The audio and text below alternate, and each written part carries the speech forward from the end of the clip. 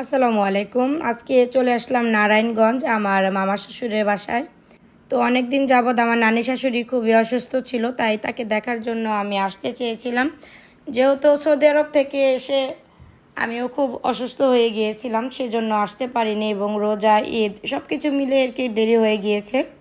তো ফাইনালি আজকে তাকে দেখার জন্য আমরা সবাই চলে আসলাম। তো এখানে সিয়াম তার বড় মাকে পেয়ে অনেক খুশি।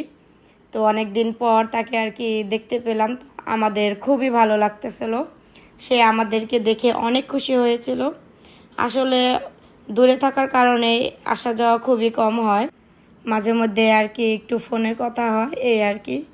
তো আসলে সে অনেকটাই অসুস্থ হয়ে গিয়েছে, তাই তাকে দেখার জন্য আমরা সবাই ছুটে চলে আসলাম। তো এখানে সে আমাদের সাথে অনেক গল্প করতেছিল, আমাদের দেখে খুবই খুবই খুশি হয়েছিল। তো বাচ্চারা তার বড় মাকে অনেক দিন পর কাছে পেয়ে খুবই খুশি হয়েছিল। সে সুস্থ থাকলে হয়তো বা আমাদের সাথে আমাদের বাসায় আসতো, কিন্তু অসুস্থ থাকার কারণে আমরা তাকে আনতে পারিনি।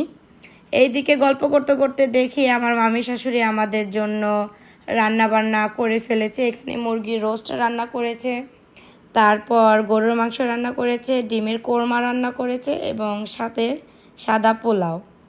তো আমার মামি শাশুড়ি অনেক মজার খাবার রান্না করে, তার হাতে আসলে জাদু আছে।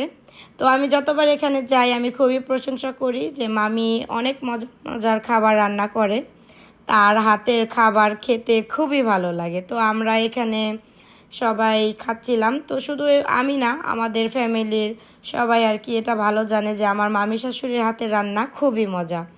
তো এই অল্প সময়ের মধ্যেও সে আমাদের জন্য অনেক কিছু করেছে। যেহেতু টাইম খুবই কম ছিল, খাওয়া দাওয়া করে আমাদেরকে আবার চলে যেতে হবে বাসায়, তাই বাচ্চাদেরকে এবং সবাইকে নিয়ে খাওয়া দাওয়া করে সেরে নিলাম। তারপর আমরা খাওয়া দাওয়া কমপ্লিট করে একটু রেস্ট করে আমরা বাসায় চলে যাব। তো আশা করি এই ছোট্ট ব্লগটা আপনাদের কাছে ভালো লাগবে।